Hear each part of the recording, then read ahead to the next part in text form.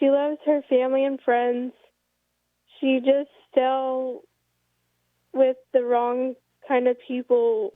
Police have not yet told the public nor the family what exactly happened in that mobile home on Sunday. The Fulton County Sheriff's Office says they're still investigating and additional charges may be filed against Gordon Griffith.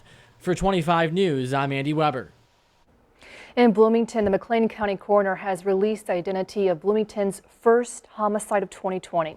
The coroner confirms 20-year-old Jaleel Johnson of Bloomington died from a single gunshot wound to the head on Iowa Street. 2 other people were shot and police confirmed they were in critical condition.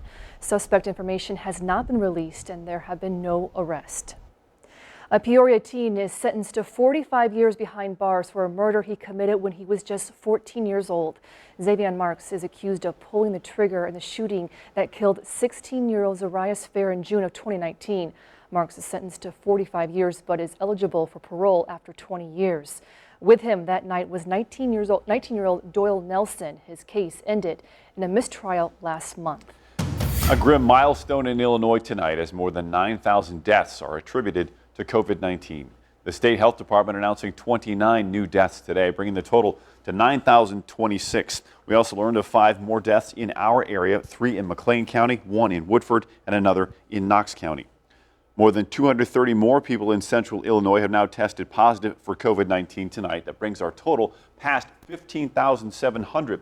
But local health departments are reporting that over 13,400 of those have recovered. And a new warning from the Peoria City County Health Department tonight. If you attended church at Cedar Hills Baptist in Dunlap on October 4th, you may have been exposed to COVID-19. You are asked to monitor yourself for symptoms through next Sunday and to get tested if you start showing symptoms. After months of negotiations and heated discussions, one of 2 fire stations set to be cut could find new life. Fire Engine 20 on Peoria's north side was set to be closed along with Engine 4, but the fire union has agreed to drop an unfair labor practice lawsuit in exchange for keeping number 20 open, something North Siders like Tom Carr say is the least the city can do. We're paying, some of the highest taxes in the city of Peoria, and we just keep getting less services. So that's a hard pill to swallow. Now, as a part of that settlement, if it passes, Station 20 would only be guaranteed to stay open through March 31st of next year. Then the city would have the option to close the firehouse all over again. The council will vote on the settlement at tonight's meeting. Kyle Beachy will have the latest tonight at 10. Strong winds will continue, and Chuck is tracking an elevated fire threat. Yeah, no doubt about it. It's a two-edged sword, guys. We have the strong south winds warming us up into the mid-70s, but it's also drying things out with lower humidity. So that means there's a fire danger out there. So no open burning. Keep that in mind. Let's go outside, check things out, and see what's happening right now at the Wildlife Prairie Park. And all is quiet and twilight here in central Illinois. And yeah, it's getting darker earlier and earlier. 70 in Peoria, 71 in the Twin Cities, 64 right now in Galesburg, and 70 in Pontiac, 73 in Lincoln. Mostly clear skies tonight, but look at that. Temperatures could actually slowly rise overnight after we reach a low at about midnight. Otherwise, those strong winds will help crank the temperatures up as well. Notice the wind fields tomorrow afternoon. These are wind gusts 35 to 40, and then more the same as we go northwest winds on the backside of it, about the 20 to 25 on the backside of a cold front.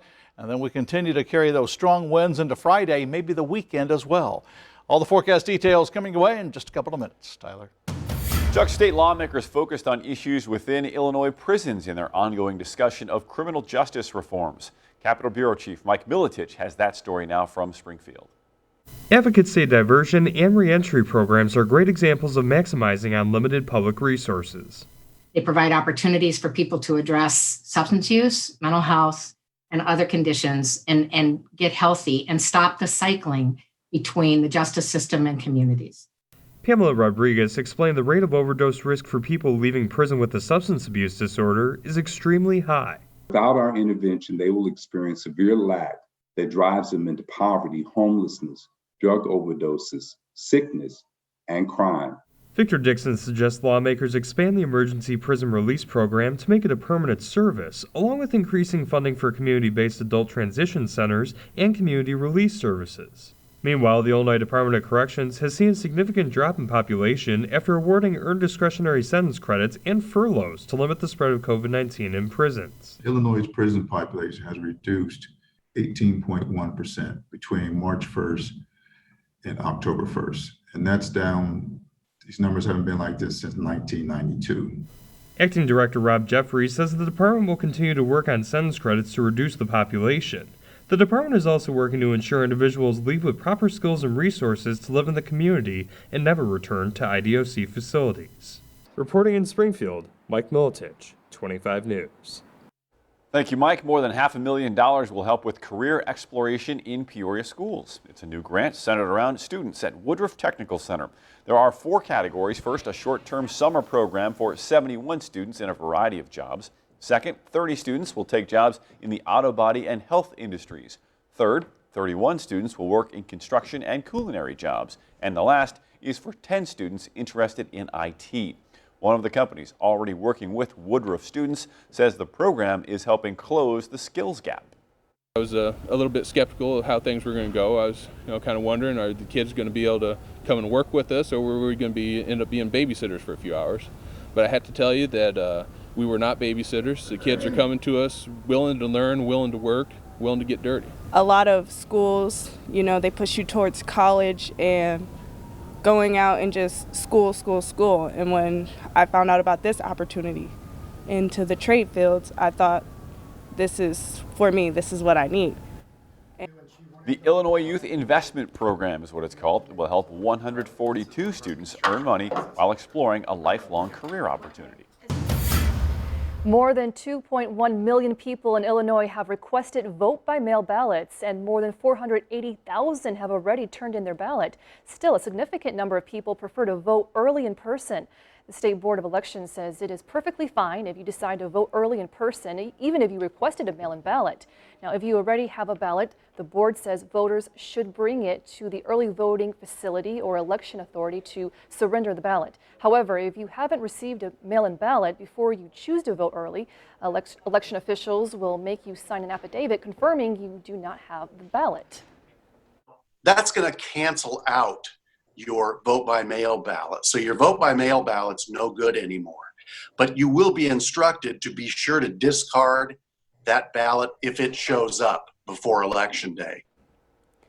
Voters could face a Class 3 felony if they vote more than once. The State Board of Elections says voter fraud has never been an issue in Illinois, and there are safeguards in place to prevent it.